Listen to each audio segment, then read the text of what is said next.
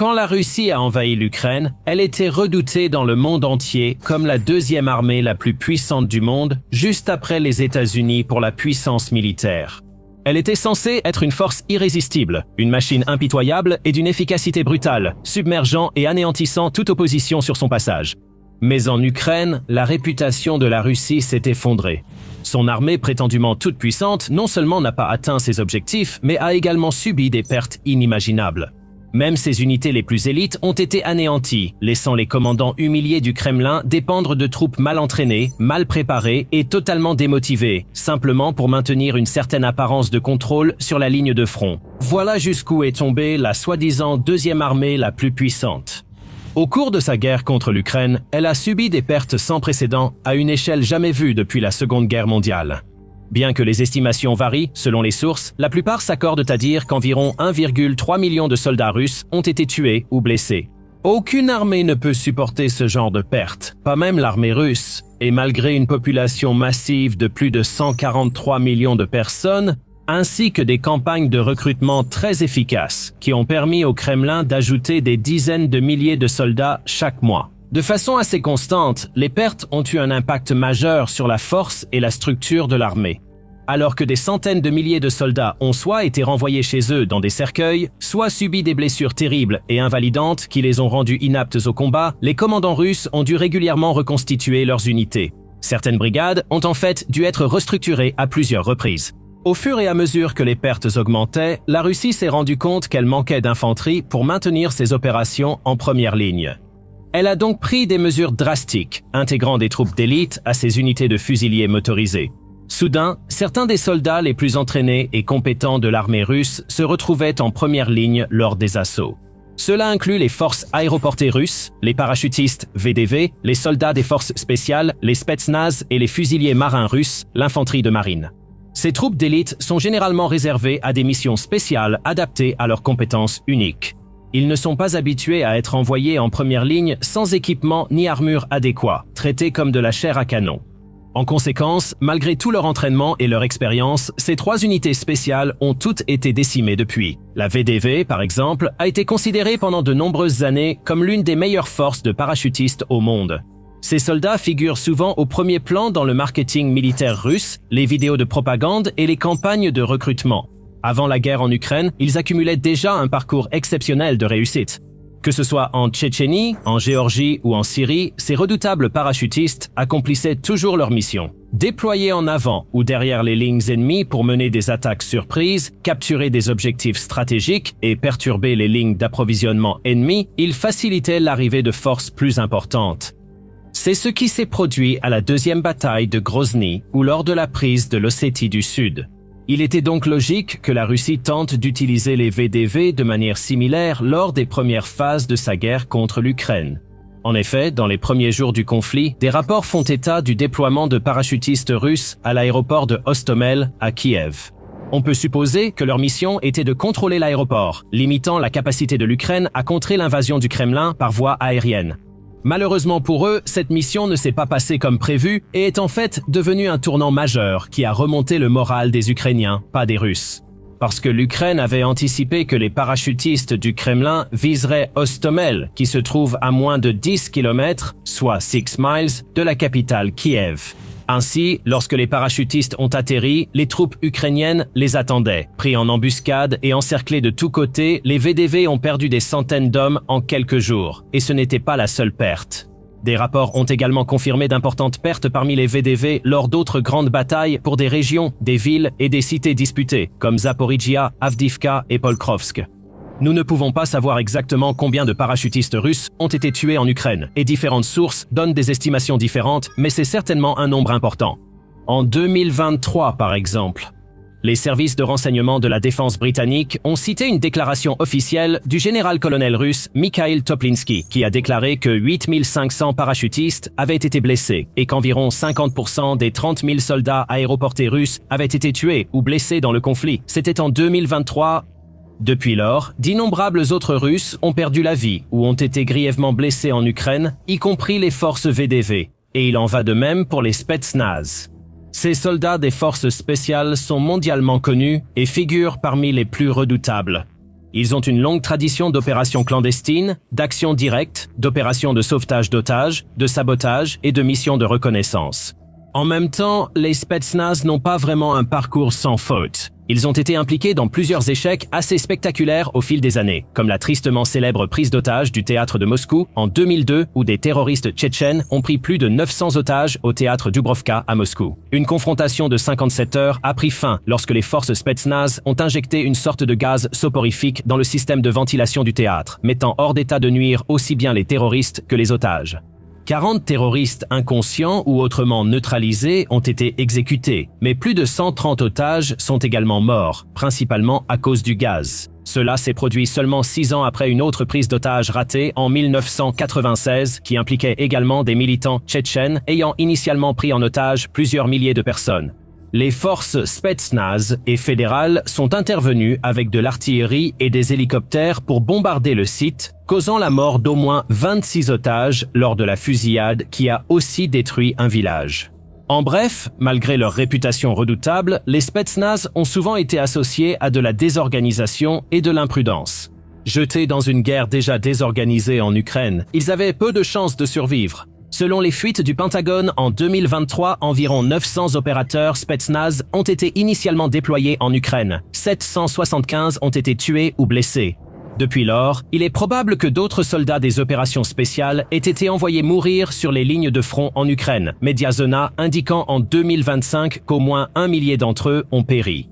Les fusiliers marins russes ont également peiné à peser sur la guerre en Ukraine, subissant d'énormes pertes lors de nombreux affrontements au fil des ans.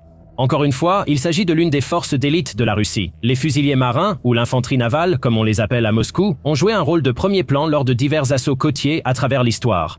Ils ont acquis une expérience précieuse en Syrie, par exemple, avec des unités comme la 40e, la 61e, la 155e et la 810e, qui ont presque atteint un statut légendaire parmi leurs pairs. Au début de la guerre, on s'attendait à ce que ces unités soient décisives sur le front sud où la Russie tentait de pénétrer en Ukraine depuis la mer d'Azov et la péninsule de Crimée. Pendant un court moment, ils ont été à la hauteur de ces attentes. Ils ont subi des pertes, mais ont joué un rôle clé dans des assauts amphibies qui ont permis à la machine de guerre russe d'encercler et de prendre Mariupol. Mais plus le temps passait, plus la situation devenait difficile pour les fusiliers marins. Dans le Donbass et les régions du Sud, par exemple, ils ont commencé à subir de lourdes pertes, ce qui a conduit à la reconstitution de ces brigades autrefois emblématiques. La 810e, par exemple, a dû être restructurée à plusieurs reprises après avoir subi des pertes à Mariupol, Kherson, Koursk et Zaporijia. La 155e a subi un sort similaire, certaines estimations suggérant qu'elle a connu pas moins de 8 restructurations distinctes, ce qui en fait l'une des brigades les plus éprouvées et meurtries de toute la guerre, une véritable ombre d'elle-même. Mediazona, qui s'est avérée être une source assez précise et fiable pour suivre et confirmer les pertes russes grâce aux avis de décès officiels, affirme que plus de 2200 fusiliers marins ont été tués au cours des 4 premières années de la guerre. Pour mettre cela en perspective, il convient de noter que les États-Unis ont perdu environ 2400 soldats au cours de 20 ans pendant leur guerre en Afghanistan. Les pertes des troupes d'élite russes sont énormes et ont fortement affecté la campagne du pays, car leur perte a un impact bien plus grand que celle de nouvelles recrues. Ces soldats des forces spéciales ont des années d'expérience sur le terrain.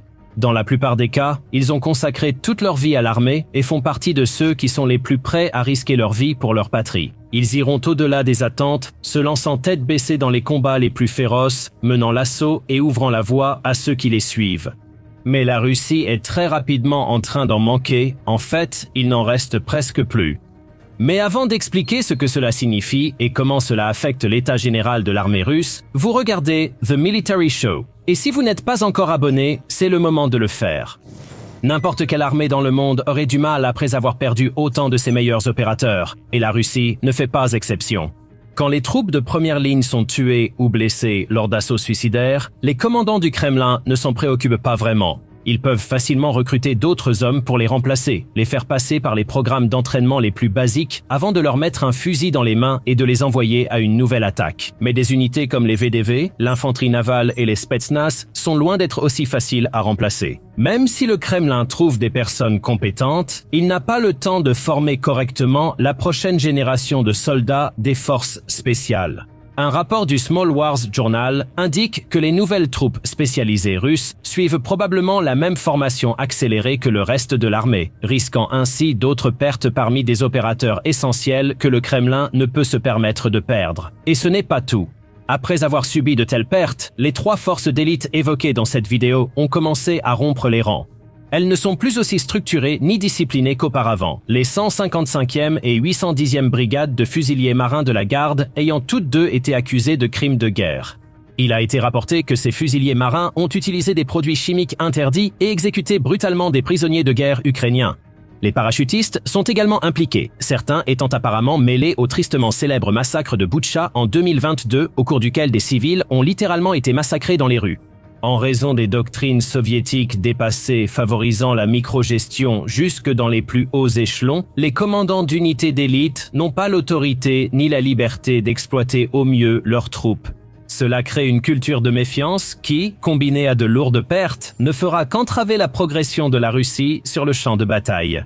Face à autant de pertes, la Russie pourrait devoir employer son infanterie régulière dans des rôles spécialisés, sans avoir les compétences ou l'expérience nécessaires. De nouvelles recrues pourraient être rapidement intégrées à la brigade Spetsnaz pour compléter les effectifs, tandis que les parachutistes du VDV sont lancés dans des assauts de première ligne.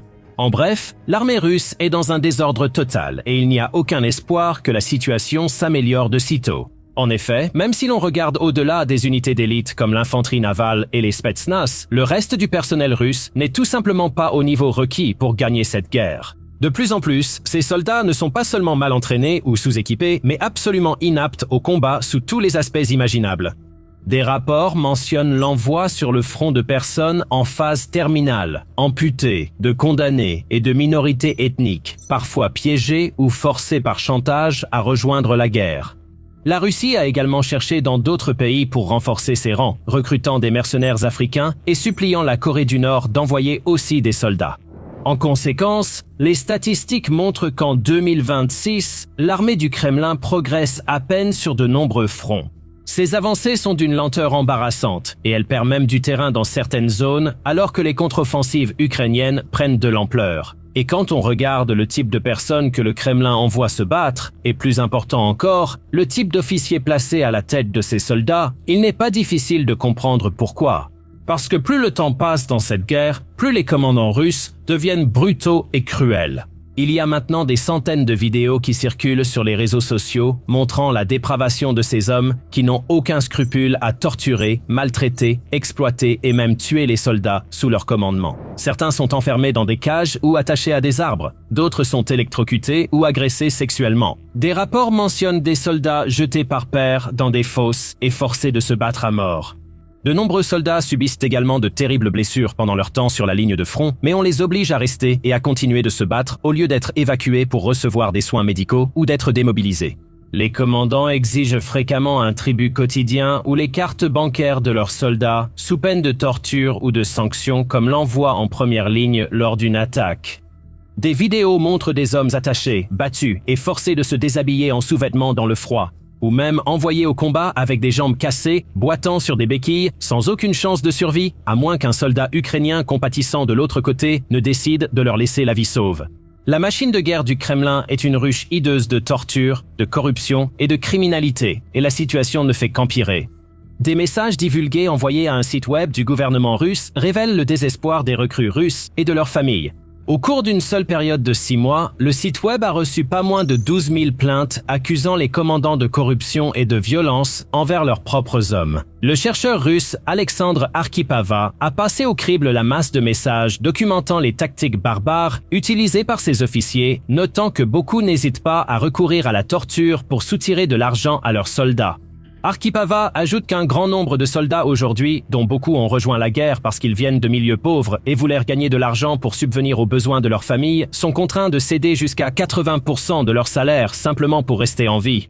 Les recrues se voient en réalité offrir un choix, payer ou mourir. Les commandants ont même établi leur propre liste de tarifs. 2000 $ pour qu'un soldat devienne opérateur de drone, évitant ainsi les assauts en première ligne. 6000 $ pour servir à l'arrière, encore plus loin des zones de combat en première ligne, ou la somme ahurissante de 12 000 $ si quelqu'un veut être démobilisé pour raison médicale. Le pire, c'est que comme l'économie russe va si mal et que les Russes ordinaires en subissent les conséquences, les individus les plus valides continueront de s'engager et de recevoir ce genre de traitement, comme l'explique Arkhipava.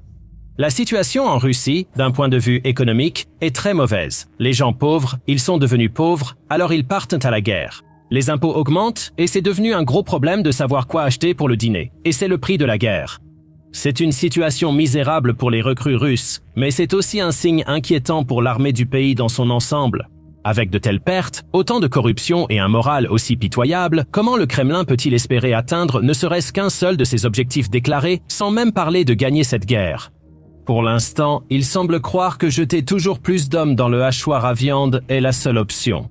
Mais, comme le souligne Seth Jones du Centre d'études stratégiques et internationales, ce n'est pas une stratégie gagnante.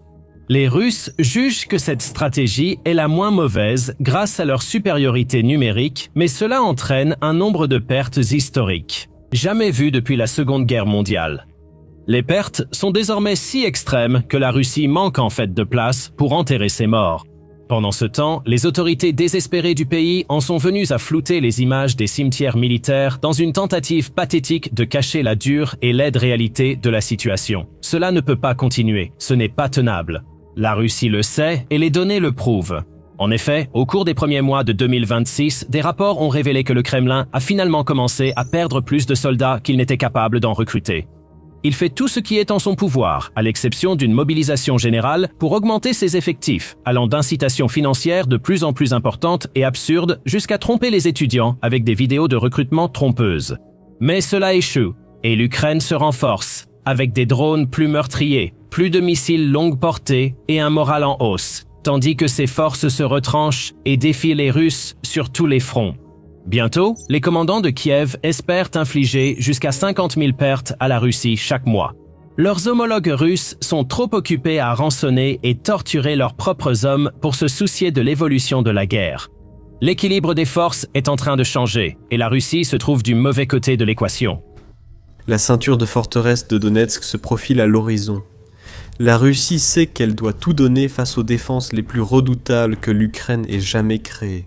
C'est ce que Vladimir Poutine a ordonné. Ça ne fonctionne pas. Plus la Russie essaie, plus elle échoue. Et la catastrophe du Donbass de Poutine l'a prouvé.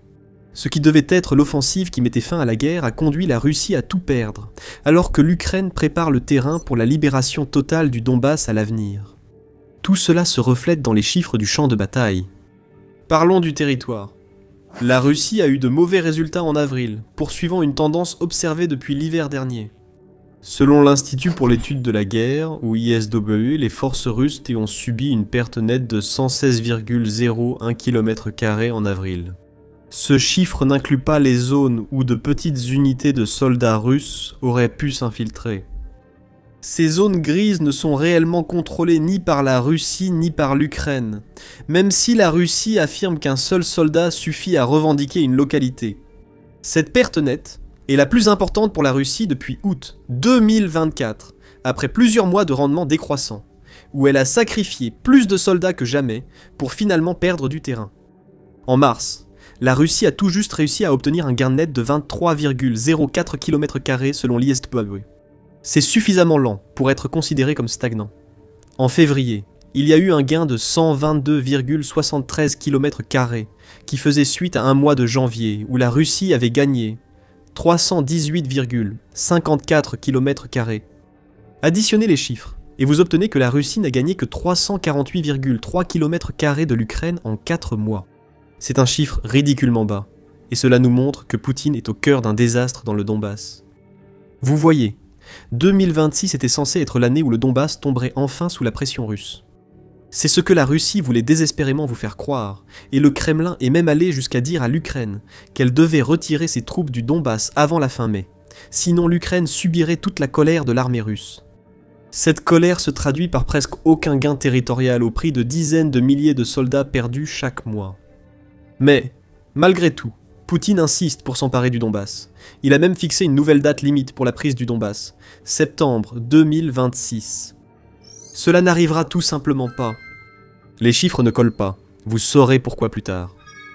La Russie a lancé sa campagne à grande échelle alors que l'offensive de printemps se poursuit, probablement tout l'été. Sloviansk, cible principale dans le Donbass, est un maillon clé de la ceinture de forteresse de Donetsk, qui gêne actuellement la Russie. Pour mesurer la volonté de Poutine d'imposer ses vues, il suffit d'examiner les chiffres des assauts de la semaine, avant le 27 avril. Cette semaine-là a connu le plus grand nombre d'affrontements enregistrés dans la guerre en Ukraine au cours des 2 mois précédents. Dans le secteur de Pokrovsk, dans le Donbass, il y a eu 305 assauts. Le secteur de Gouliaïpol a subi 147 attaques. Et cela continue partout en Ukraine, mais principalement concentré sur le Donbass, pour atteindre un total de 1384 assauts en une seule semaine, soit une moyenne de presque 198 par jour. Ce que Poutine croit, c'est que l'intensification de ces assauts démontre la force écrasante de l'armée russe. Ce niveau d'attaque, le plus élevé depuis 2 mois, a coïncidé avec les premières pertes nettes de la Russie en près de 2 ans. Cela montre que le Donbass, surtout la ceinture fortifiée de Donetsk, est bien plus difficile à franchir que la Russie ne le pensait, contrairement à ce que Poutine veut révéler. La Russie privilégie toujours la prise de Donetsk. Si elle atteint la frontière de cette oblast, le Donbass sera presque contrôlé par la Russie. Mais cela fait 4 ans que nous le répétons, et c'est précisément le point. Les troupes de Poutine n'ont pas encore atteint cette frontière. La ceinture de forteresse bloque encore leur progression, comme depuis le début de l'invasion. Et les progrès sur le terrain sont si lents que la Russie commence à réaliser qu'il lui en coûtera bien plus que ce que cela vaut de prendre Donetsk par la force. Donetsk n'est pas sur le point de s'effondrer, et le Kremlin le sait. La progression lente de la Russie s'explique en partie par la dispersion de ses efforts dans tout l'oblast de Donetsk, en plus des calculs militaires ukrainiens. Des avancées, bien que mineures, sont réalisées, même si l'Ukraine annule ses gains en libérant des territoires ailleurs. Euromaidan Press rapporte que la Russie a obtenu un petit succès dans la région de Kramatorsk-Sloviansk, où elle a capturé quelques petits villages. Le canal près de Chassivyar a aussi été franchi, permettant à la Russie d'exercer une pression de débordement ailleurs. Et à Konstantinivka, qui se trouve à l'ouest de Chassivyar, les forces russes essaient simplement de contourner la localité par le nord-est, tout en exerçant une pression sur Kramatorsk depuis le sud-est. Du moins, ce sont les plans. Mais malgré quelques petits gains, rien de ce que la Russie souhaite accomplir dans l'oblast de Donetsk ne se concrétise. La Russie a du mal car elle se disperse en voulant conquérir le reste de l'oblast de Donetsk. Cela peut sembler étrange, sachant qu'il ne reste qu'environ 6000 km² du Donetsk à prendre. Mais l'ampleur des pertes russes dans le Donetsk et l'échec de ses plans forcent Moscou à attaquer directement des localités qu'elle voulait contourner, comme à Konstantinivka, ce qui résume la situation. L'analyste militaire ukrainien Konstantin Machevets explique la situation actuelle dans ce secteur. Suite à l'échec russe à contourner, la 8e armée interarmes et le 3e corps d'armée doivent désormais percer vers Konstantinivka par la voie la plus directe, jonchant littéralement les approches sud et sud-est de la ville des corps de leur infanterie d'assaut. C'est lent, épuisant et surtout extrêmement sanglant et coûteux, affirme Machevets. Cela résume bien la situation de la Russie dans le Donbass. Tous les meilleurs plans de Poutine sont réduits à néant sur un champ de bataille qui ne se déroule pas du tout comme il en aurait besoin, pour que les échéances dramatiques qu'il a fixées dans le Donbass ressemblent, de près ou de loin, à quelque chose de réalisable dans la réalité. Dans cette situation, 6000 km² commencent à ressembler à 600 000 km², car les forces russes sont obligées de s'épuiser contre des défenses qui infligent des pertes à grande échelle. L'Ukraine rend également difficile pour la Russie de concentrer ses efforts sur les avancées depuis la direction de Pokrovsk. Après environ 2 ans de combats brutaux, la Russie a finalement réussi à s'emparer du centre-ville de Pokrovsk en janvier, suivi de la partie nord de la ville en mars. L'Ukraine a forcé la Russie à lutter pour chaque centimètre.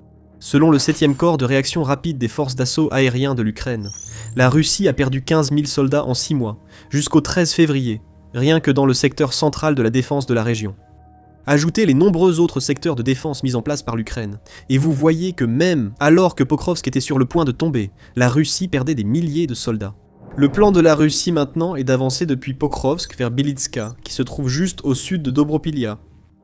Le but est d'utiliser Dobropilia comme levier pour que la Russie déborde par l'ouest la région de Kramatorsk-Sloviansk. Mais l'Ukraine a contrecarré les plans de la Russie là-bas, tout comme elle l'a fait ailleurs dans le Donbass. la contre-offensive de l'Ukraine en février, qui lui a permis de reprendre plus de 400 km² de territoire dans ces régions du sud à la Russie, concernées en réalité principalement Donetsk. La Russie voulait garder du territoire au sud pour créer une zone tampon empêchant l'Ukraine d'envoyer des soldats à Donetsk. Lorsque ce territoire est retombé entre les mains de l'Ukraine, la Russie a été contrainte d'envoyer des réserves, qui étaient censées être disponibles pour le combat dans le secteur de Pokrovsk et ailleurs vers le sud. L'absence de réserves ralentit la progression, comme on le constate sur tout le front de Donetsk. Encore une fois, les chiffres le prouvent. L'intensité et le nombre d'assauts augmentent, mais les gains territoriaux que Poutine s'attendrait à voir en retour sont inexistants. Le mieux que la Russie ait réussi à faire, c'est de capturer une poignée de villages, alors qu'elle échoue à déborder. C'est là que la situation devient grave pour les marionnettes de Poutine dans le Donbass. L'Ukraine fait payer à la Russie un prix si énorme pour presque aucun gain, que Donetsk commence à ressembler à un piège mortel pour les soldats russes. Cela modifie totalement les calculs sur le champ de bataille. Avant de poursuivre, vous regardez The Military Show. Si nos analyses vous intéressent, abonnez-vous pour ne rien manquer. L'Ukraine a réagi à l'offensive russe à Donetsk avec la meilleure défense, les drones. Il y en a tellement, en fait, que l'Ukraine a pris une large avance sur la Russie en ce qui concerne le nombre de drones déployés sur la ligne de front. Le général de brigade Pavlo Palissa, chef adjoint du bureau du président ukrainien, affirme que l'Ukraine utilise désormais 30% de drones d'attaque de plus que la Russie sur plusieurs secteurs du front, notamment à Donetsk. Palissa compare la situation actuelle à Koursk, où l'Ukraine, en août 2024, a lancé une contre-invasion, faisant d'août 2024 le dernier mois où la Russie a enregistré une perte nette de territoire jusqu'à aujourd'hui. À l'époque, la Russie était largement en avance sur l'Ukraine en matière de drones d'attaque, et pourtant, l'Ukraine a réussi à franchir la frontière et à pénétrer en territoire russe. Aujourd'hui, l'Ukraine a pris de l'avance, mais pas sur tous les secteurs du front. Il ne s'agit pas que de quantité, mais aussi de qualité, qui reste similaire à celle de l'ennemi, car ils améliorent aussi leur système. Mais nous avons fait un bond significatif, a déclaré Polisa début avril. Ce changement en faveur de l'Ukraine sur les drones d'attaque est confirmé par des blogueurs militaires russes, selon Euromaidan Press. C'est ici que le plan de défense de l'Ukraine pour le Donbass commence réellement à prendre forme. L'Ukraine vise à utiliser ses drones pour accentuer la pression sur les forces terrestres russes par tous les moyens possibles. La meilleure stratégie est d'étendre le conflit au maximum. Il ne s'agit plus du combat en première ligne. L'objectif de l'Ukraine est d'élargir la zone infestée de drones, afin que la majorité des soldats russes périssent, avant même d'apercevoir la ceinture de forteresse. L'apparition de drones de moyenne portée que l'Ukraine utilise pour frapper l'arrière russe dans les territoires occupés renforce cette stratégie, paralysant le réseau de soutien dont la Russie a besoin pour progresser réellement à Donetsk. C'est ainsi que l'Ukraine prépare le terrain pour une contre-offensive dans le Donbass. Cela oblige la Russie à épuiser ses forces dans des assauts inutiles qui restent dans les zones de destruction, créant une campagne d'usure qui affaiblit l'offensive russe à chaque attaque lancée. L'idée est de créer la situation dont nous avons parlé au tout début de la vidéo. Plus la Russie essaie, plus elle échoue. Et même si l'échec peut encore permettre à la Russie de réaliser quelques gains territoriaux, comme on le voit dans certains secteurs de Donetsk, les bénéfices diminuent chaque mois, et le coût de ces gains paralyse la Russie. Cela vous semble-t-il être un plan irréaliste ? Si c'est le cas, il suffit de regarder les pertes que subit la Russie pour comprendre pourquoi le fait que l'Ukraine prenne l'avantage en matière de drones est essentiel pour la défense puis la libération du Donbass. Entre décembre 2025 et avril 2026, la Russie a perdu 156 735 soldats. Ce sont des pertes confirmées, pas des estimations. Chaque soldat tombé pour l'ambition de Poutine a été recensé par le système armé des drones de l'Ukraine, mais plusieurs milliers de morts non répertoriés pourraient s'ajouter à ce chiffre. La Russie ne recrute pas suffisamment pour combler le déficit, puisqu'il lui manque plus de 8000 soldats pour compenser ses pertes au cours des 5 mois mentionnés. Mais le problème le plus important, c'est ce que cette ampleur de pertes signifie pour la Russie dans des endroits comme le Donbass. Rappelez-vous, la Russie intensifie ses assauts à travers Donetsk. Cela n'est possible que si vous maintenez une force terrestre importante pour les assauts. Le fait que la Russie perde plus de soldats qu'elle n'en recrute, dans le Donbass ou ailleurs, affaiblit globalement le pays. Si la tendance se poursuit, ce que nous commencerons à voir, c'est que la Russie prendra l'une des deux directions. Soit la Russie ralentit ses assauts pour garder la taille de ses unités, ce qui réduit les gains, soit elle maintient le rythme avec des unités plus petites, ce qui affaiblit les attaques et augmente les pertes. Dans les deux cas, cela annonce de mauvaises nouvelles pour Poutine dans le Donbass, où la situation n'était déjà pas bonne. La Russie doit encore prendre environ 6000 km² de Donetsk avant de pouvoir dire qu'elle contrôle le Donbass. Bien que toutes les pertes que nous avons observées au cours des derniers mois ne soient pas concentrées à Donetsk, il y en a suffisamment là-bas pour nous donner une idée de l'ampleur des sacrifices que la Russie devra consentir pour réaliser l'ambition de Poutine. Le 8 avril, United 24 Medi a rapporté les propos de Paliza, qui a révélé que les forces russes perdent désormais 316 soldats par kilomètre carré capturés à Donetsk. C'est presque 2 fois plus de pertes pour la Russie que l'an dernier pour les mêmes avancées, ce qui donne des chiffres catastrophiques pour Poutine dans le Donbass. Si ce taux de perte effroyable se maintient, cela signifie que Poutine devra envoyer 1 896 000 soldats russes à la mort ou à de graves blessures avant que le Donbass ne tombe. C'est plus de 500 000 soldats de plus que toutes les pertes russes depuis le début de la guerre. Cela montre que le Donbass est un piège mortel pour les forces de Poutine, même en avançant. Bien sûr, cela dépend du fait que l'Ukraine maintienne le taux de perte de 316 soldats par kilomètre carré. Ce n'est pas garanti. En somme, cela signifie que la Russie s'est elle-même acculée dans une impasse. Si vous reliez ces pertes à l'intensification du rythme des assauts, vous voyez que la Russie utilise plus de ses soldats pour conquérir moins de territoire dans la région du Donbass qu'auparavant.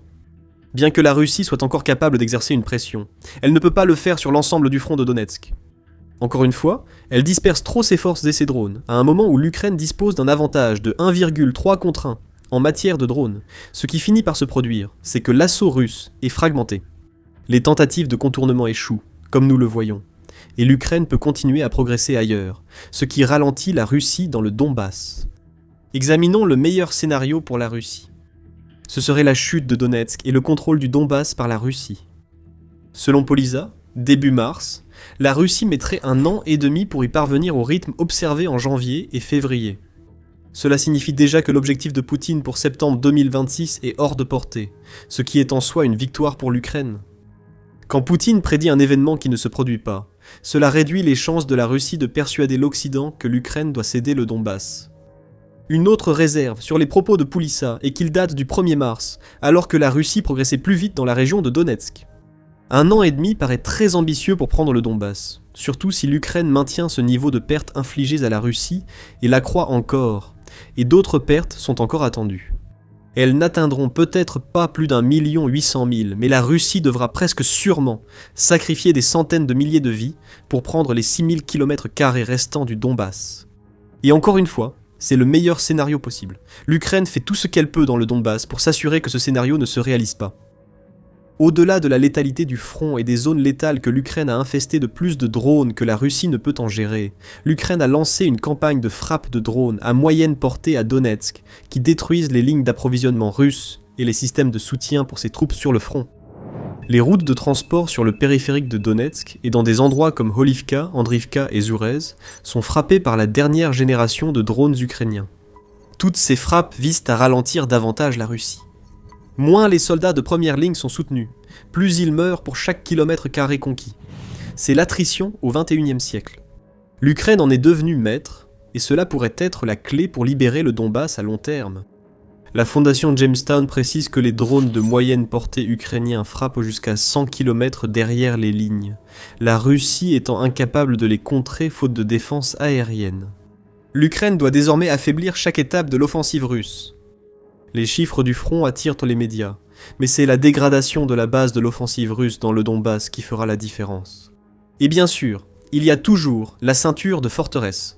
Les maigres avancées que la Russie a réalisées à Donetsk ne l'ont pas encore amené à affronter les fortifications que l'Ukraine construit dans cette ceinture depuis 12 ans, depuis que Vladimir Poutine a lancé sa campagne d'agression contre l'Ukraine en 2014. Des rivières, champs de mines, barrières anti-chars, bunkers, zones de tir mortelles avec drones et villes formant la ceinture de forteresses doivent être franchies pour que la Russie n'obtienne qu'une victoire à la Pyrrhus. Voici ce que fait vraiment l'Ukraine. Elle prépare le terrain pour que la Russie jette toutes ses forces dans la bataille du Donbass, ce qui mènera à l'une des 2 issues possibles. Premièrement, la Russie pourrait effectivement le faire, au point de détruire sa propre armée pour s'emparer du Donbass. Cela ruinerait les plans de Poutine pour le reste de l'Ukraine, et montrerait que la Russie ne serait jamais en sécurité sur les territoires conquis face aux contre-attaques ukrainiennes. Ou l'Ukraine repousse tellement les assauts russes que l'attrition à elle seule empêche les forces de Poutine d'avancer assez pour prendre le Donbass. La contre-offensive ukrainienne pourra débuter dans la région, pendant que la Russie perd tout à cause de l'obstination de Poutine. Les prochains mois vont nous en dire beaucoup sur l'efficacité de la stratégie de l'Ukraine, surtout avec l'arrivée du soleil d'été. Poutine pensait que c'était impossible. Lorsque la Russie a annexé illégalement la Crimée en 2014, Poutine pensait que la partie était terminée. L'Ukraine n'avait pas assez d'hommes pour la reprendre. Elle était trop faible, trop timide. La Crimée ne serait jamais libérée. Mais comme les temps ont changé, l'Ukraine est plus puissante que jamais, et elle vient de faire un pas monumental vers la libération complète de la Crimée. Un coup dévastateur a été porté à la Russie, accompagné d'un message que Poutine n'aurait jamais pensé entendre. Quittez la Crimée, sinon l'Ukraine vous en chassera. Poutine ne veut pas céder, alors l'Ukraine le lui a fait payer par une série de frappes spectaculaires. Commençons par l'incident sur la base de missiles Iskander top secrète de la Russie. Le 28 avril, les forces d'opération spéciales ukrainiennes, ou SSO, ont annoncé sur Telegram qu'elles avaient réussi quelque chose qui aurait dû être impossible, ne serait-ce que parce que l'Ukraine n'était même pas censée savoir que sa dernière cible en Crimée existait. Dans la nuit du 28 avril, des drones des unités Middle Strike du SSO ont frappé le lieu de stockage des systèmes de missiles tactiques opérationnels Iskander, a déclaré le SSO, ajoutant que l'équipement caché se trouvait sur le territoire de l'ancienne base de missiles, près du village d'Ovraski, à 40 km à l'est de Simferopol occupé. C'est un coup dur pour la Russie. Son site secret Iskander était l'un des nombreux abris renforcés construits en Crimée à l'époque soviétique. Durant la guerre froide, ces sites servaient d'abri pour les missiles balistiques soviétiques R-5 de moyenne portée. Aujourd'hui, la Russie s'en sert pour ses Iskander. Chaque bunker, enfoui sous terre, est protégé par une épaisse couche de béton jusqu'à 60 cm, soit presque 2 pieds, d'épaisseur. L'Ukraine a dû franchir cette protection et la terre recouvrant les bunkers. C'est exactement ce qu'elle a fait en Crimée le 28 avril. Selon New Voice of Ukraine, l'Ukraine aurait utilisé le FP2 lors de sa dernière frappe en Crimée. Ces drones de frappe intermédiaire, conçus par Firepoint, fabricant des hybrides drones-missiles Flamingo utilisés par l'Ukraine, peuvent porter des têtes explosives capables de pénétrer le béton. Actuellement, cette ogive pèse 105 kg, soit 231 livres. Firepoint affirme qu'il vise à augmenter la puissance explosive de ces drones FP2 en introduisant à l'avenir une ogive de 150 kg, soit 330 livres. C'est déjà ça, Poutine. L'attaque du 28 avril contre tes Iskander était grave, mais cela aurait pu être pire. Rien de ce qui s'est passé à la base secrète russe d'Iskander n'a aidé Poutine ni son invasion de l'Ukraine. L'Ukraine a utilisé des drones peu coûteux pour détruire un entrepôt de missiles Iskander, qui coûte jusqu'à 4 millions de dollars par tir selon UKR Inform. C'est le type de retour sur investissement que l'Ukraine recherche toujours. Cette capacité à frapper souvent, et à moindre coût s'inscrit dans la stratégie ukrainienne, pour arracher définitivement la Crimée à l'emprise de Poutine. Ce sont des frappes comme celle-ci qui provoquent un changement dans la situation en Crimée. Avant de détailler, Poutine pense ses plaies, après avoir perdu des missiles Iskander face aux drones ukrainiens. Ce n'est pas seulement l'argent perdu à Ovraski le 28 avril qui pose problème.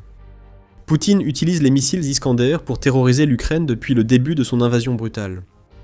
Le missile balistique Iskander peut parcourir jusqu'à 500 km, soit 311 miles. Il est donc logique qu'il soit stocké en Crimée. Une grande partie de l'Ukraine continentale est à portée de la péninsule occupée. La Russie a également développé des variantes de ses ogives Iskander, y compris une version à sous-munitions que la Russie lance sur l'Ukraine depuis au moins avril 2025. Ah, l'Iskander M peut aussi transporter une ogive nucléaire. Tant que Poutine dispose de missiles Iskander en Crimée, il peut maintenir la menace implicite d'anéantissement nucléaire contre l'Ukraine. Cette menace implicite est puissante, même si la Russie ne possède en réalité aucune ogive nucléaire en Crimée. Chaque attaque réussie contre l'Ukraine avec des Iskander rappelle que le pire pourrait arriver. L'Ukraine a montré son intelligence le 28 avril, en détruisant le site secret de stockage des Iskander. L'Ukraine a paralysé les capacités de missiles de la Russie, et réduit la menace que Poutine peut faire peser sur l'Ukraine continentale à partir de maintenant. Et l'Ukraine ne s'est pas arrêtée là. D'abord, la destruction du béton, et sans doute d'autres drones, ont détruit les missiles Iskander dans le bunker secret russe. Le 2 mai, une frappe de suivi a visé les capacités Iskander de la Russie en Crimée. Une série de frappes nocturnes lancées par les forces de défense ukrainiennes a touché tout un groupe tactique de systèmes de missiles Iskander, ainsi que plusieurs installations radars sur la péninsule occupée, rapporte United 24 Media. Nous assistons à une campagne visant à réduire l'utilité offensive de la Crimée pour Poutine. S'il ne peut pas lancer d'Iskander depuis la péninsule, que peut-il faire ? C'est la question qui hantera Poutine pendant que les drones ukrainiens détruisent les missiles Iskander russes. Pour les Russes installés en Crimée depuis l'annexion illégale par Poutine, ce que frappera l'Ukraine n'aura pas vraiment d'importance pour eux. C'est le fait que l'Ukraine frappe et lance ce type d'attaque depuis des années. Toute la mainmise de Poutine sur la Crimée repose sur sa capacité à protéger la péninsule. Cette protection vacille clairement. Et chaque drone que l'Ukraine envoie dans l'espace aérien de la Crimée occupée rappelle au peuple russe que la guerre déclenchée par leurs dirigeants peut frapper à leur porte à tout moment. Si les civils russes partent, la mainmise de Poutine sur la Crimée s'affaiblit. Ce que fait l'Ukraine ici, c'est adresser un message à ses civils. Partez tant que vous le pouvez, car cela ne fera qu'empirer. Pour que ce message soit entendu, l'Ukraine devait y mettre un point d'exclamation. Frapper les sites Iskander et les radars est un bon début. C'est idéal pour empêcher les frappes de missiles en Ukraine et permettre de futures attaques de drones contre des cibles russes en Crimée. L'Ukraine devait montrer aux occupants qu'ils ont peu de temps pour quitter la Crimée. Cette mise au point pour les aspirants colonisateurs de Poutine est survenue 2 jours après que l'Ukraine a frappé l'abri secret Iskander russe. L'Ukraine a visé le pont de Kertch, qui relie la Crimée au continent russe. L'Ukraine a tiré un coup de semonce pour avertir les occupants de Crimée qu'elle se prépare à mettre le pont hors service. Le 30 avril, la marine ukrainienne a publié un message sur Telegram, révélant qu'elle avait détruit certains bateaux de garde du FSB actuellement chargés de protéger le pont de Kertch. Dans la nuit du 30 avril 2026, la marine ukrainienne a endommagé la flotte de navires et bateaux dans le détroit de Kertch, selon ses déclarations.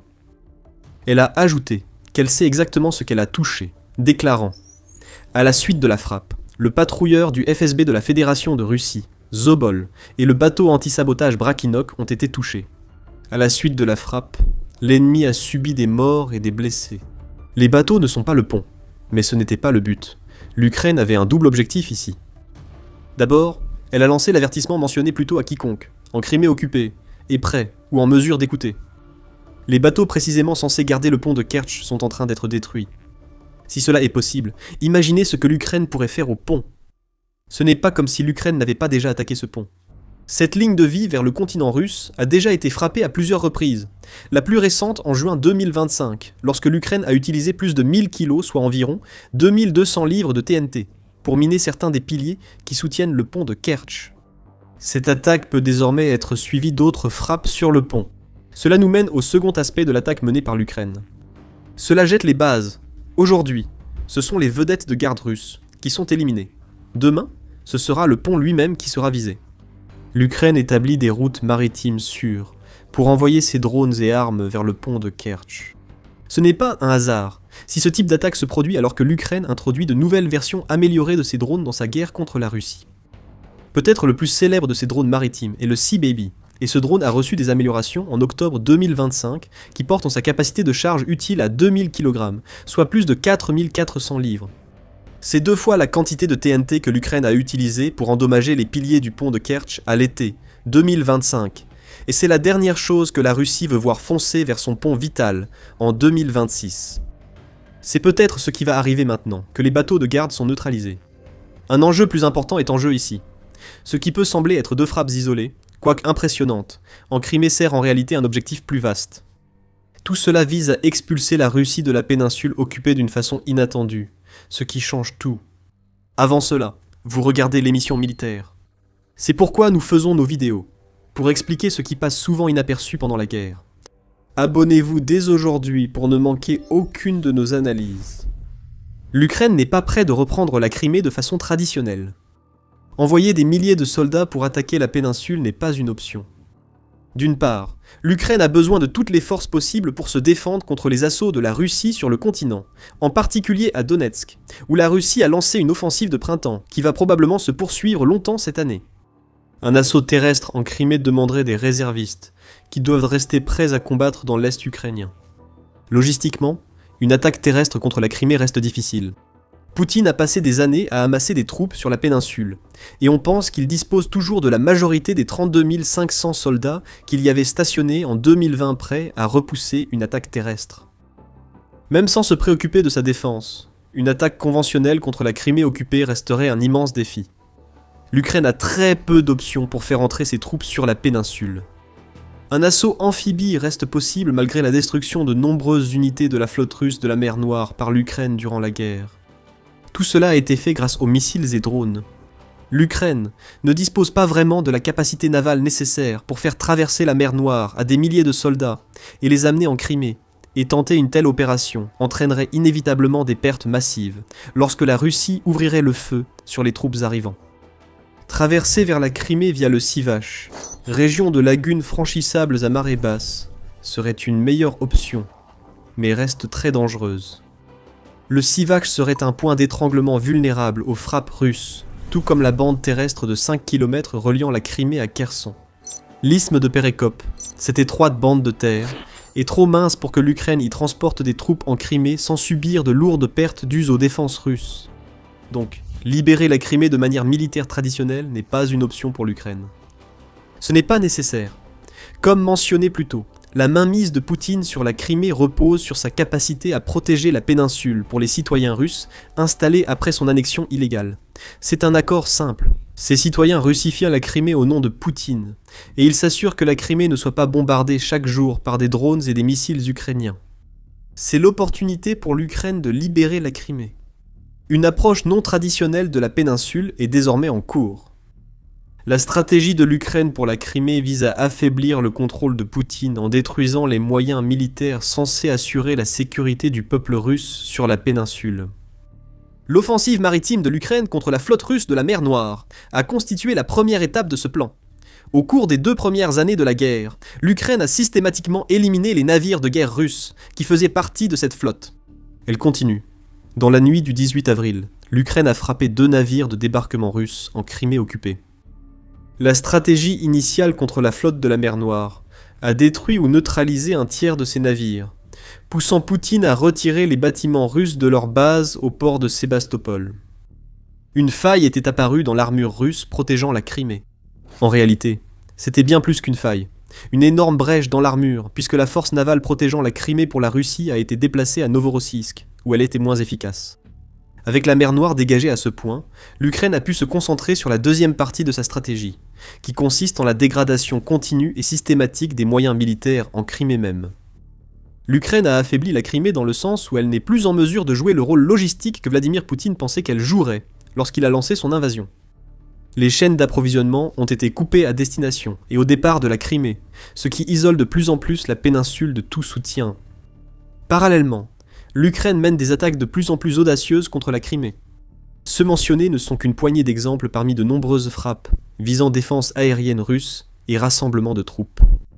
Les attaques contre les premières ont été si intenses qu'elles ont sans doute ouvert les couloirs aériens nécessaires à l'Ukraine pour que ces drones atteignent des bases secrètes d'Iskander. Chaque semaine, on entend parler d'une nouvelle frappe ukrainienne contre les défenses aériennes de la Crimée. Le 29 avril, des drones ukrainiens ont frappé une station radar MR10, un système de défense aérienne, et un dépôt de pétrole en Crimée lors d'attaques nocturnes. Cela se répète sans cesse. Et à chaque attaque qu'elle lance, l'Ukraine envoie un message aux occupants russes en Crimée. Ils ne sont pas en sécurité. Poutine ne peut pas les protéger. Et même lorsque le dirigeant russe déplace désespérément plus de défenses en Crimée pour remplacer celles que la péninsule perd, l'Ukraine les détruit et profite du fait que Poutine affaiblit la Russie ailleurs pendant qu'il essaie de maintenir sa faible emprise sur la Crimée. L'Ukraine n'enverra pas de troupes en Crimée. Elle n'en a pas besoin. Avec ses drones, aériens et maritimes, et ses missiles, l'Ukraine pilonne la péninsule occupée jusqu'à la réduire à la soumission sans même avoir à y mettre le pied. Et c'est essentiel parce que cela effraie les civils russes. L'Ukraine ne vise pas ses civils avec ses armes. Zelensky n'est pas Poutine. Mais ce que l'Ukraine fait avec chacune de ses frappes réussies, c'est créer chez ses civils le désir de partir aussi vite que possible. Au diable le désir de Poutine de russifier la péninsule. S'il n'est pas capable de tenir sa part du marché, les gens voudront se replier vers la sécurité relative des villes du continent russe. L'Ukraine peut frapper ces villes, mais elle ne le fera jamais aussi fréquemment qu'en Crimée. C'est là que les attaques contre les bateaux protégeant le pont de Kertch interviennent. Ce pont est bien plus important que beaucoup ne le pensent pour le contrôle de la Crimée par Poutine. Et ce n'est ni pour la raison que beaucoup imaginent, ni pour celle que Poutine avait en tête. Le pont de Kertch devait servir de artère logistique à la Russie, permettant d'acheminer troupes et matériel en Crimée depuis la Russie continentale, puis vers le front. Du moins, c'était le plan. Cependant, en mai 2024, la Russie n'utilisait plus le pont pour approvisionner ses forces de première ligne, ce qui était un signe précoce que la stratégie de l'Ukraine pour libérer la Crimée fonctionnait. Isoler, puis frapper. Aujourd'hui, le pont reste vital, mais il l'est pour les Russes ayant fait de la Crimée illégalement annexer leur foyer depuis 2014. Selon le Kiev Independent, jusqu'à 800 000 citoyens russes s'étaient installés en Crimée depuis l'annexion jusqu'en décembre 2023. Ils forment maintenant la majorité de la péninsule, puisqu'il ne restait qu'environ 100 000 Ukrainiens à ce moment-là. Cette migration, encouragée par la Russie via des prêts préférentiels ou l'expulsion de citoyens ukrainiens vers le continent, reposait surtout sur la promesse de protection de Poutine. Ce socle s'est effondré. Le ciblage par l'Ukraine des vedettes près du pont de Kertch sert d'avertissement aux Russes en Crimée. L'Ukraine peut attaquer ce pont à tout moment et violemment. Les ressortissants russes, installés illégalement en Crimée, pourraient bientôt voir la seule route de sortie de la péninsule s'effondrer, tout comme les promesses de protection de Poutine. Ils ont désormais le choix, partir tant que le pont tient, aidant à dérussifier la Crimée, ou rester, voir le pont de Kertch s'effondrer, et vivre en sachant que les défenses censées arrêter l'Ukraine tombent, frappe de drones après frappe. La stratégie de l'Ukraine porte ses fruits à court terme, mais vise un objectif à long terme. Le pays parie sur sa capacité à contenir la Russie sur le continent tout en lui infligeant des pertes catastrophiques, jusqu'à ce qu'elle soit forcée de se retirer. L'Ukraine pourra ensuite se concentrer sur la reprise de la Crimée par des moyens plus traditionnels, mais il se peut qu'elle n'ait même pas à le faire. Lorsque le retrait russe se produira, des frappes similaires à celles de fin avril et début mai pourraient avoir totalement éliminé la présence militaire russe en Crimée. Il ne s'agira plus d'une attaque terrestre. L'Ukraine pourrait reprendre la Crimée pendant le retrait russe, grâce à ses frappes à longue portée. Ce n'est pas que l'Ukraine ne soit pas parfaitement capable de libérer son territoire par la force quand elle en a besoin. Mars 2026 en a offert plus qu'assez de preuves. Alors que ses troupes meurent en masse en Ukraine, les terminaux pétroliers russes brûlent et ses alliés à travers le monde sont affaiblis ou éliminés. Poutine avait au moins l'Afrique à laquelle se raccrocher. Là-bas, la Russie avait encore de l'influence, une voix, du pouvoir. Mais tout cela est en train de disparaître. La Russie vient de subir un revers majeur en Afrique, car une humiliation historique au Mali annonce la chute de Poutine. Le dirigeant russe vient d'être trahi, et les conséquences pour Poutine sont bien plus graves qu'elles ne paraissent. Tout tourne autour du corps africain russe, né des cendres du groupe Wagner, que la Russie utilise depuis des années pour aider le gouvernement malien à contrôler sa population. Le corps africain devait protéger le gouvernement malien et renforcer l'influence de Poutine en Afrique. Mais le 27 avril, tout cela est parti en fumée. Dans la ville de Kidal, au nord, qui était un bastion du corps africain et un centre régional clé au Mali, une attaque coordonnée de plusieurs groupes insurrectionnels a conduit à l'isolement, l'encerclement, puis l'expulsion des forces russes et maliennes de la ville. La frappe a suivi une série d'attaques conjointes menées par ces groupes insurrectionnels à travers le Mali contre les forces russes et gouvernementales, le corps africain indiquant que l'opération impliquait environ 12 000 combattants. Cela n'a pas été officiellement vérifié, ont été confirmés. Des coups de feu à Bamako, des frappes de drones et des voitures piégées. Le ministre malien de la Défense, Sadio Camara, est décédé. Il a été victime d'un attentat à la voiture piégée qui a aussi tué 2 de ses petits-enfants et sa seconde épouse. Les insurgés, parmi lesquels figure le Front de libération de l'Azawad, composé de séparatistes touaregs, ainsi que le groupe de soutien à l'islam et aux musulmans, que Arab News affirme être lié à Al-Qaïda, attaquent la junte militaire malienne sur l'ensemble du territoire national. Rien de tout cela n'était prévu. Un tel niveau de coordination, Poutine ne l'avait jamais anticipé. C'est une humiliation majeure pour la Russie, aux nombreuses répercussions que nous analyserons bientôt. Mais en revenant à Kidal, les forces alliées qui ont attaqué la ville, qui abrite une base militaire, ont montré à quel point le corps africain russe peut être inefficace. Les mercenaires russes, censés protéger leurs partenaires maliens, et la junte se sont retrouvés piégés dans leur base. Plutôt que d'utiliser la force, le corps africain et l'armée malienne ont conclu un accord avec les insurgés, évitant ainsi toute effusion de sang. Le corps africain quitterait donc leur camp la queue entre les jambes. À leur départ, les forces russes et maliennes ont incendié le matériel du camp pour éviter qu'il ne tombe aux mains de l'ennemi. Voilà la force russe à laquelle la junte malienne devait faire confiance. Le corps africain vient de révéler qu'il n'était qu'un tigre de papier. Peut-être que les deux aspects les plus dommageables de tout cela proviennent du travail qui a été réduit à néant et du matériel qui a été perdu. Environ 2 ans et demi avant la reprise de Kidal par les insurgés, les forces de Poutine au Mali avaient réussi un de leurs plus grands coups de force. Ils avaient fait irruption dans la ville et brandi leur drapeau après avoir réussi à arracher Kidal aux rebelles Touaregs. À l'époque, c'était ce que le Mali avait besoin de voir. Une force puissante a permis à sa junte de repousser les séparatistes qui s'opposaient à elle. Et depuis 30 mois, le Corps d'Afrique et la junte malienne travaillent ensemble pour conserver Kidal. L'insurrection d'avril a anéanti ce travail en quelques jours. Poutine en sort humilié, et d'autres révélations sont apparues lors de l'examen des pertes matérielles russes à Kidal. Selon Militani, les mercenaires russes ont perdu un véhicule blindé de transport de troupes BTR-82A, un véhicule blindé Tornado U, et un véhicule blindé VP-11 de fabrication chinoise. La Russie déclare aussi avoir subi des pertes dans le Corps d'Afrique, sans en préciser le nombre. On ne sait pas non plus ce qu'il est advenu des véhicules blindés BMP-3 Tiger M et Spartak 590 951 que le corps utilisait dans leur combat contre les insurgés. Il est peu probable que ces véhicules aient quitté Kidal avec le Corps d'Afrique lors du retrait négocié par les mercenaires russes. Ils ont sans doute été incendiés ou capturés. C'est le genre d'équipement qui était censé empêcher qu'une telle chose se produise à Kidal. Les véhicules perdus de la Russie symbolisent la faiblesse de son influence au Mali.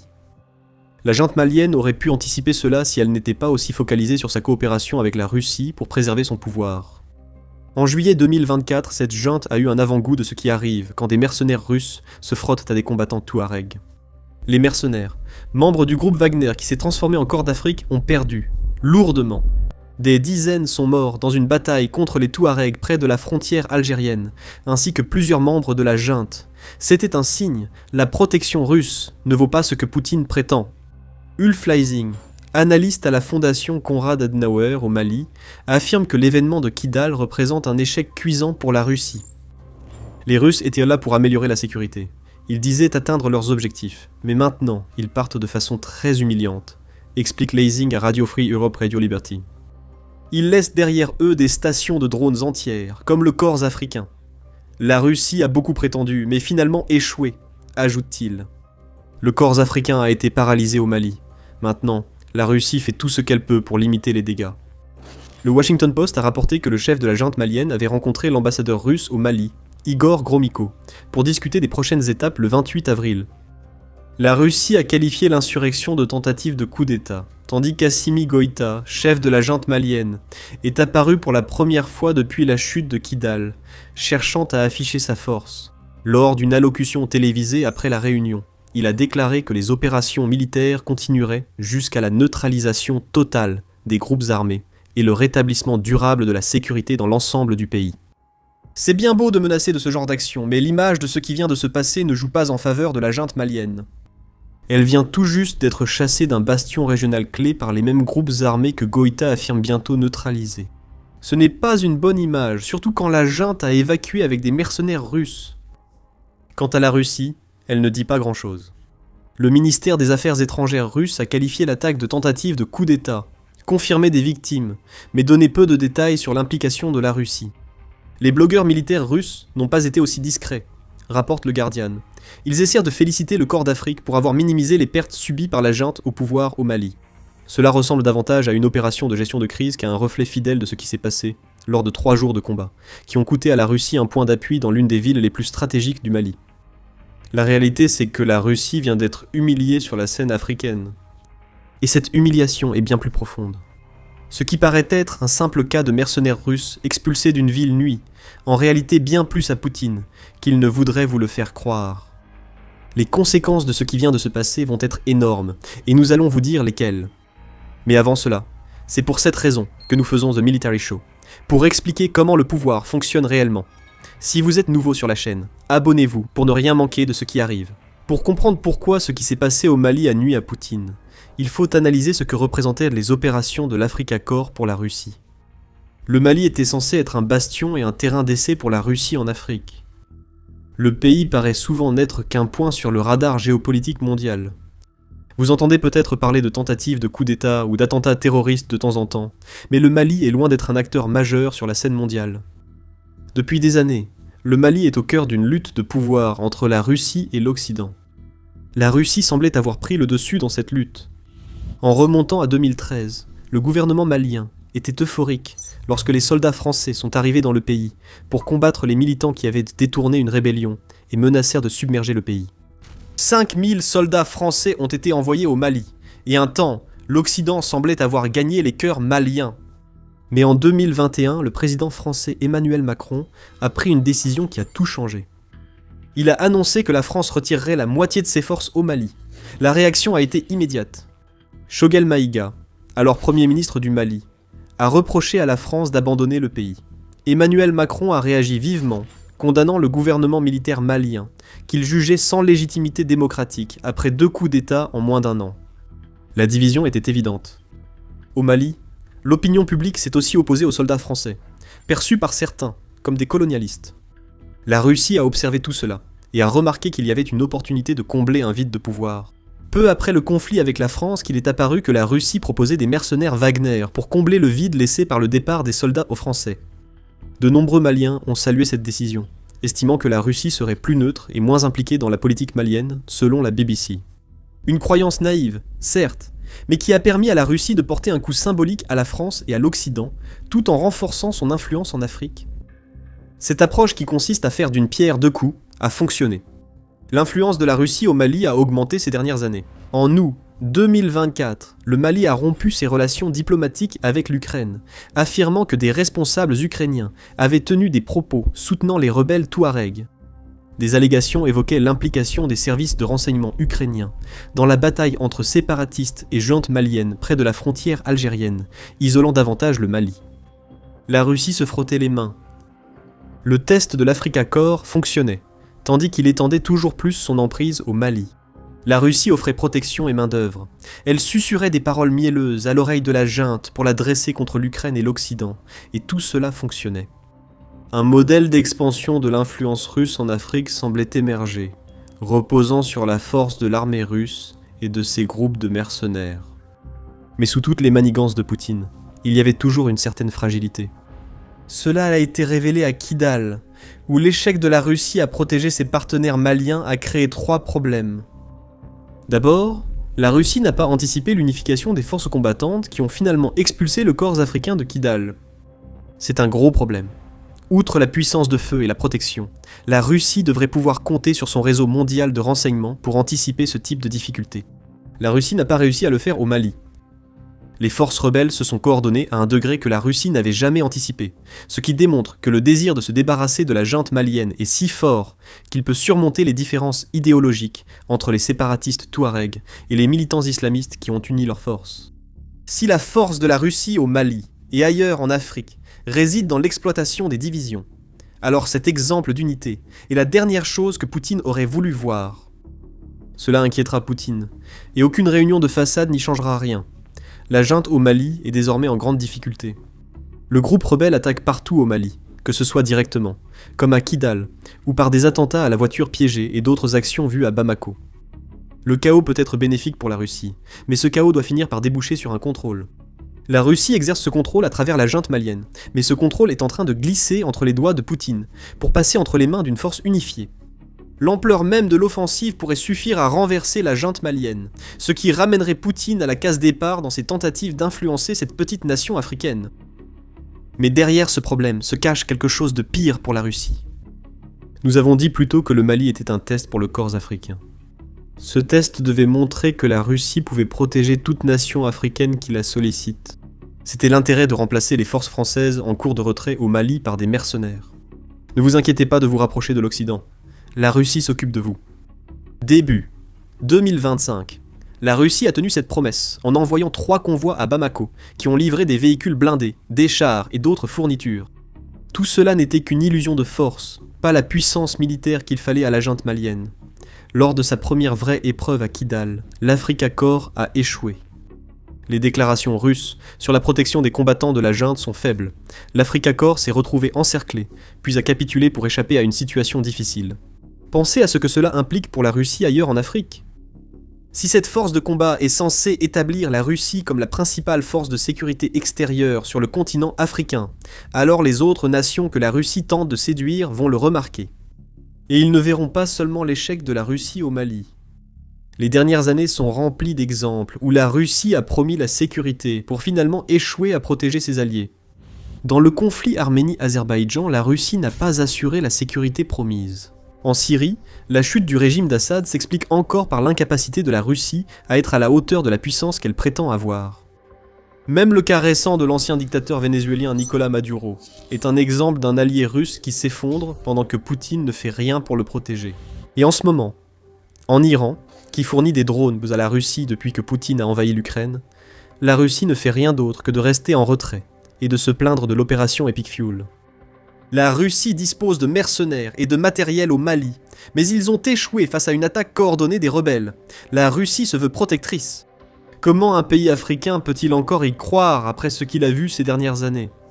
Kidal n'est pas un cas isolé, mais s'inscrit dans un schéma où la protection de façade est exposée. L'Africa Corps vient d'être humilié à plusieurs niveaux. En tant que force de sécurité, il n'a pas réussi à empêcher l'attentat à la voiture piégée qui a coûté la vie au ministre de la Défense du Mali. À Kidal, il n'a pas pu agir comme une force de combat apte à repousser toute attaque de rebelles susceptibles de s'unir. Il ne dispose pas du type d'équipement que la Russie apporte sur le terrain. La situation empire car la Russie n'a pas secrètement aidé la junte malienne. Elle s'est engagée publiquement, ce qui fait que Poutine n'a même plus le déni plausible qui lui permettait d'ignorer les échecs russes auparavant. Ce qui vient de se passer au Mali a été très visible, et cela mène au troisième problème auquel la Russie est maintenant confrontée. Quelles que soient les ambitions que Poutine avait pour l'Afrique, elles sont sur le point d'être ruinées. S'allier grâce à sa force n'est efficace que si l'on peut tenir ses promesses. La perte de Kidal démontre que l'Africa Corps ne semble pas avoir la force ni l'organisation du groupe Wagner. Le groupe Wagner a eu quelques succès au Mali, avant que son chef, Yevgueni Prigojine, ne se rebelle contre Poutine puis soit tué. Le corps issu de ce groupe n'est pas aussi efficace pour étendre l'influence russe en Afrique.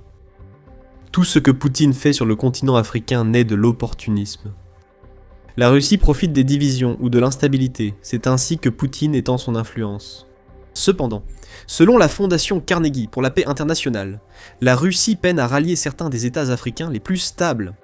Nombre de ces États gardent des liens historiques avec la Russie. Mais ils n'ont pas accueilli de mercenaires russes, ni rompu leurs liens avec d'autres partenaires occidentaux, ou la Chine, pour accepter l'aide de Poutine. Poutine utilisait le Mali dans le cadre d'une stratégie à long terme pour faire de la Russie une force extérieure dominante en Afrique, et tout cela vient de s'effondrer. Les grandes puissances ne se laissaient pas isoler de l'Occident par la Russie. Aujourd'hui, leurs choix sont confirmés. Les tentatives de Poutine d'étendre l'influence russe en Afrique ont aussi un côté sombre. Vers la fin du mois de février, les services de renseignement ukrainiens ont révélé que la Russie a mis en place un réseau de combines frauduleuses qu'elle utilise pour attirer des Africains à combattre dans la guerre en Ukraine.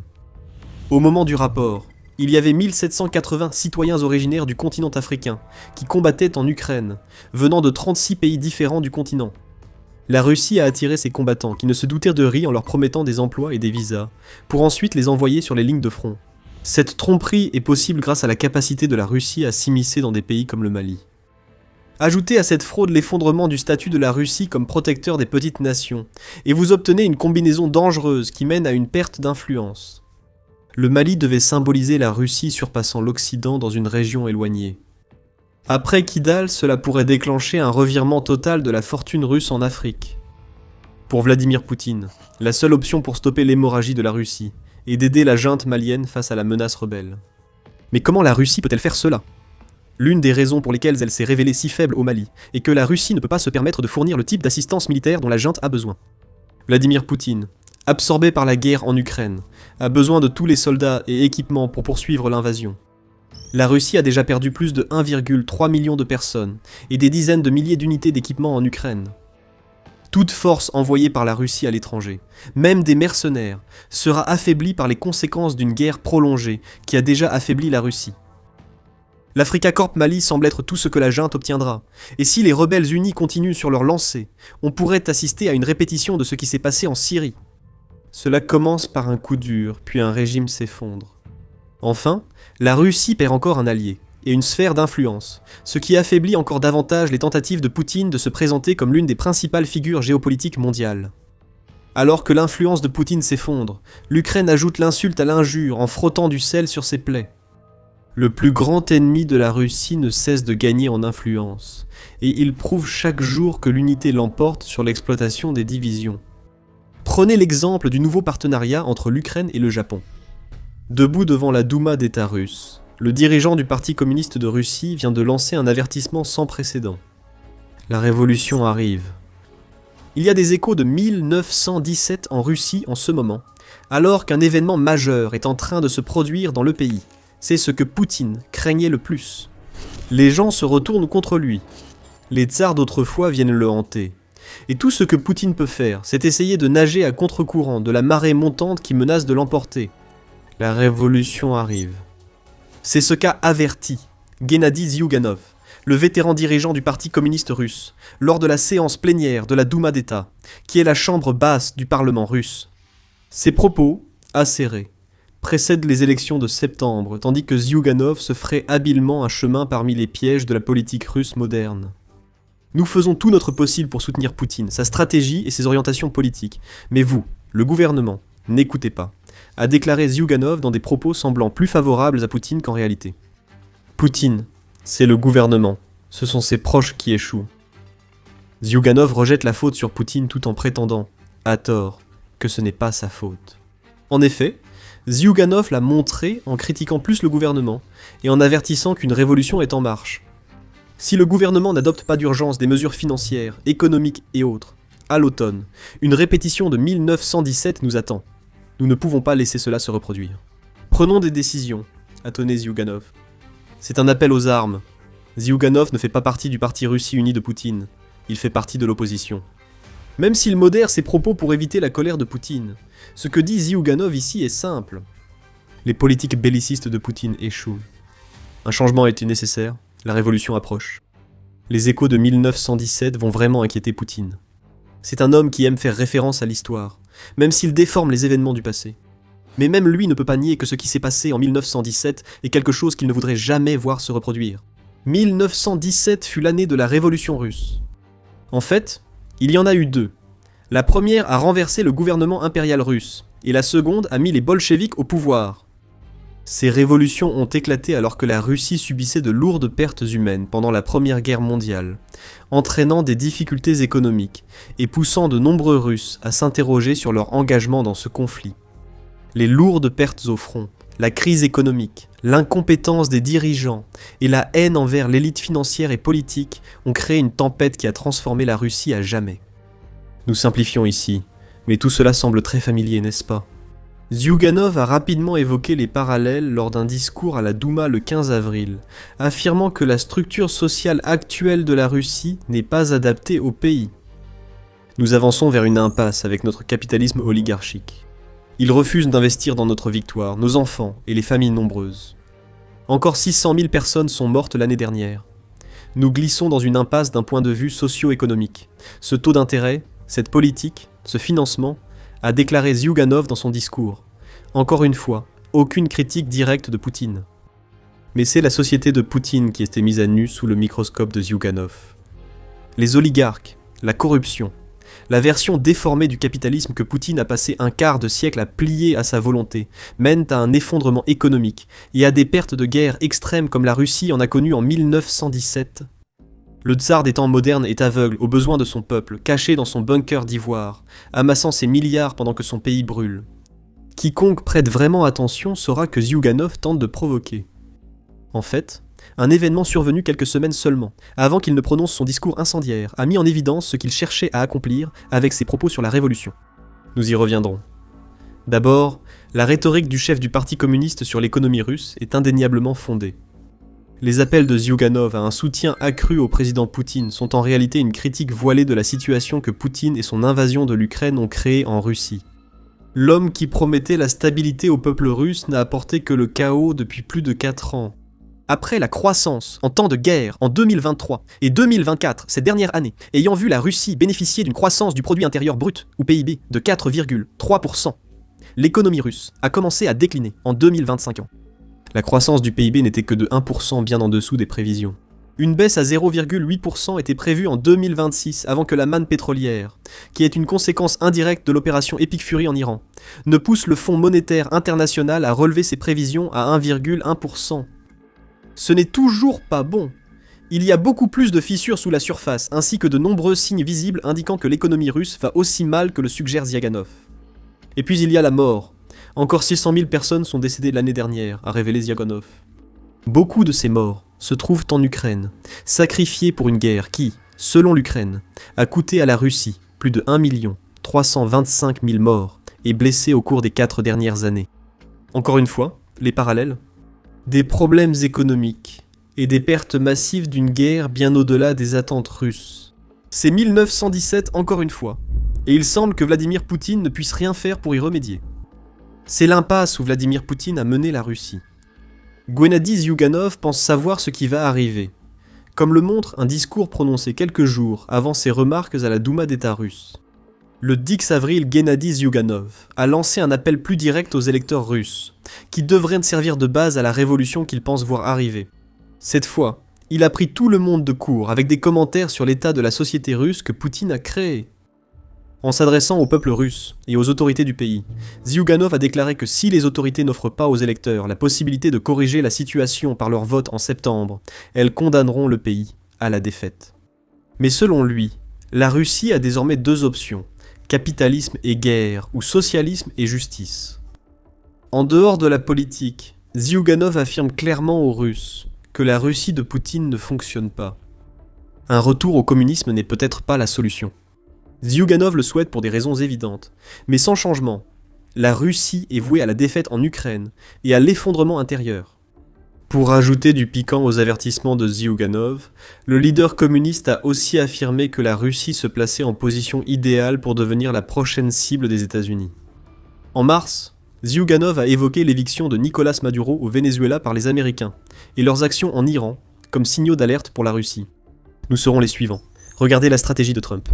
La Chine est première, nous sommes deuxième, l'Iran troisième, a déclaré Zyuganov lors d'une séance de la chambre basse de la Douma d'État, ajoutant « On nous déchirera pire que la Yougoslavie, l'Irak et la Libye réunis. » La Russie est le principal grenier de la planète, et c'est précisément pour cela qu'elle est une cible de choix. Ce grenier a été affaibli. Vladimir Poutine en est la raison. Maintenant, c'est le moment idéal pour les États-Unis d'intervenir. Et si cela arrive, la révolution sera arrivée trop tard, car une Russie brisée ne pourra rien faire pour se défendre, son économie étant en ruine, et son peuple mourant en nombre record. Dans tous les cas, l'issue est impensable. L'effondrement de Vladimir Poutine et de son œuvre. Mais ce ne sont pas seulement les avertissements lancés par le chef d'un parti d'opposition qui révèlent qu'en est les signes d'une révolution qui pourrait être en marche.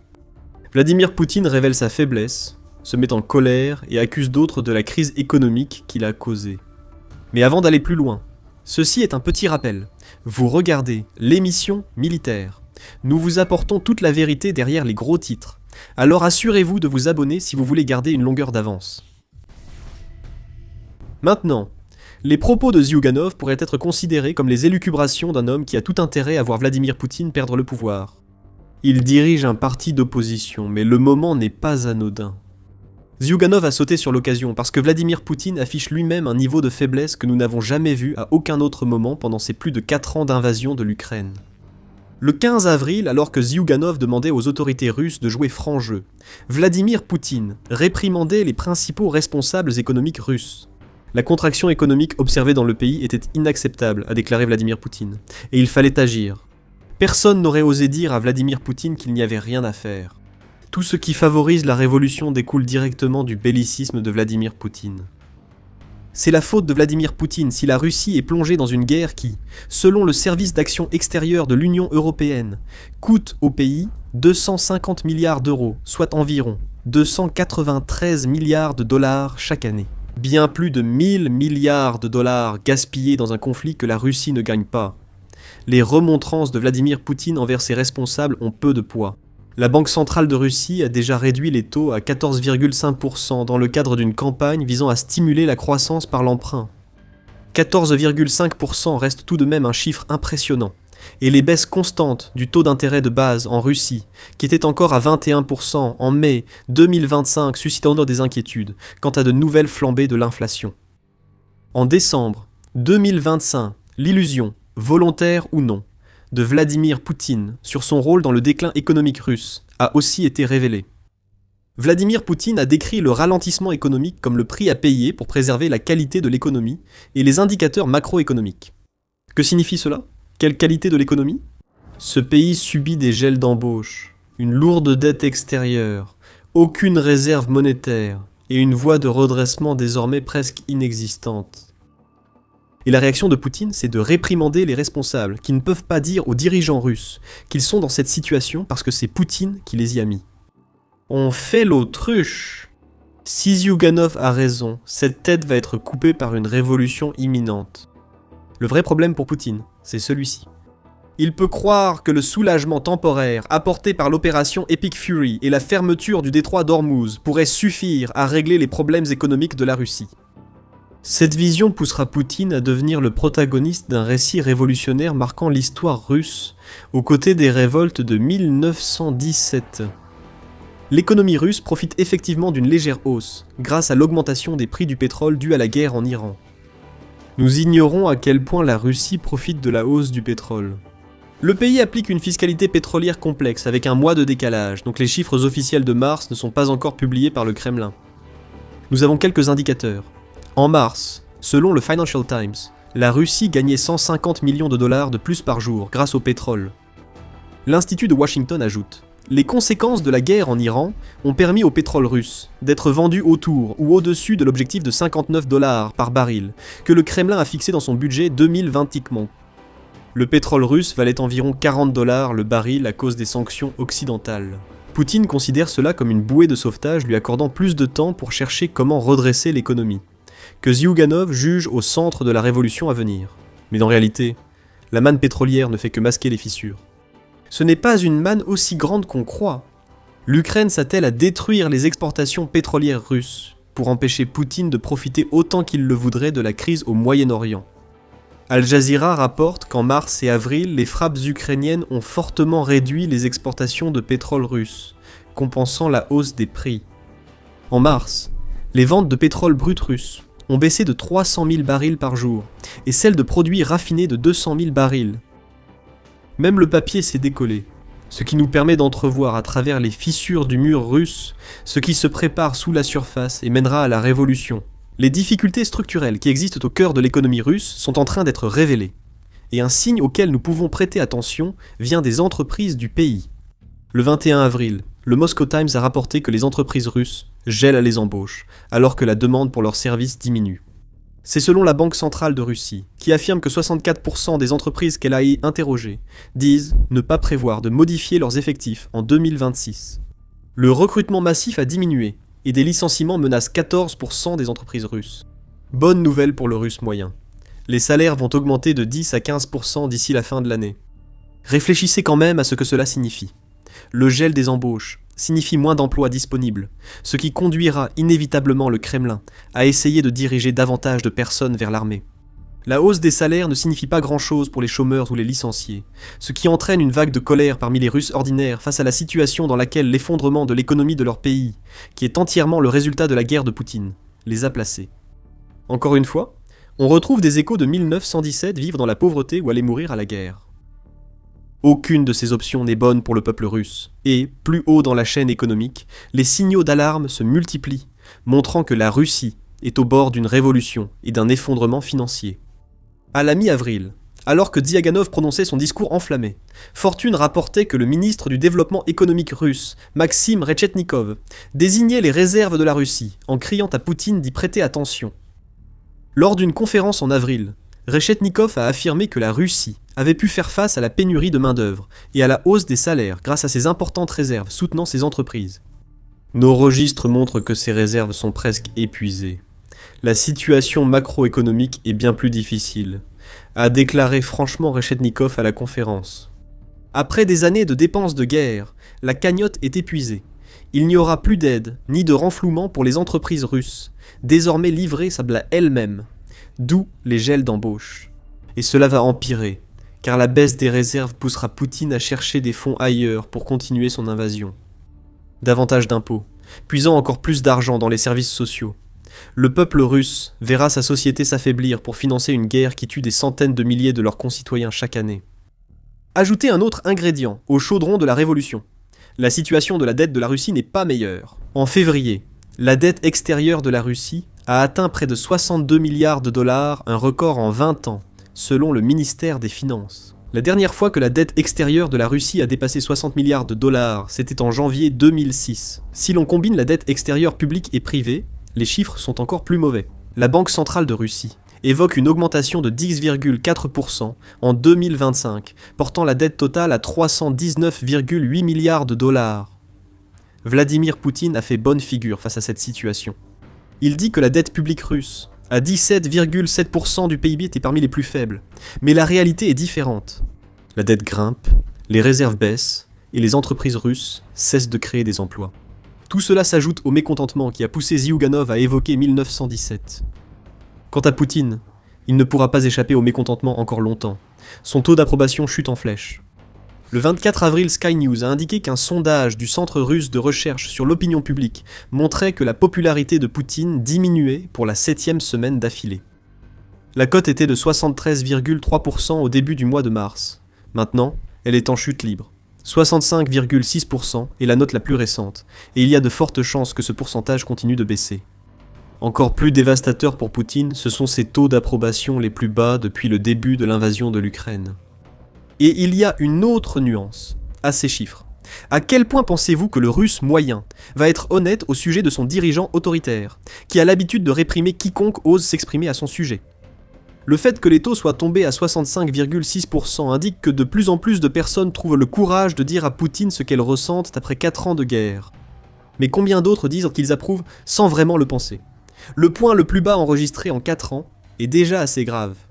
Cela montre que la ferveur patriotique qu'a exploité Poutine lorsqu'il a lancé son invasion s'est épuisée. Cependant, la véritable histoire derrière ces chiffres, c'est que le taux d'approbation est probablement bien plus bas. Beaucoup de Russes craignent d'exprimer leurs vrais sentiments. Nous revenons aux propos de Zyuganov et constatons que tous les éléments d'une révolution façon 1917 se mettent en place. Une guerre apparemment sans fin qui cause la mort à grande échelle. Les problèmes économiques vont de mal en pis sans aucun signe de reprise. Les taux d'approbation chutent, même si Poutine tente de réprimer chaque source de mécontentement. Quelque chose est en train de se préparer à l'intérieur de la Russie. Zyuganov le sait, beaucoup de Russes le savent. Et autant qu'il essaie de fuir la réalité, Poutine le sait. Poutine ne pourra pas toujours rejeter la faute sur les autres avant que ses erreurs ne le rattrapent. Combien de temps reste-t-il à Poutine alors que des figures politiques majeures lui disent que la société qu'il a créée est en train de se déliter ? Le pansement pétrolier qui aide Poutine à retarder l'inévitable ne le sauvera pas longtemps. Les drones intercepteurs ukrainiens opèrent déjà dans les États du Golfe. L'Ukraine mène une action majeure pour débloquer le détroit d'Ormuz et faire baisser le prix du pétrole. Découvrez de quoi il s'agit en regardant notre vidéo. Et si vous avez apprécié cette vidéo, assurez-vous de vous abonner à l'émission Militaire pour ne jamais manquer nos dernières analyses sur le pouvoir de Poutine qui s'effrite. Merci de nous avoir regardés.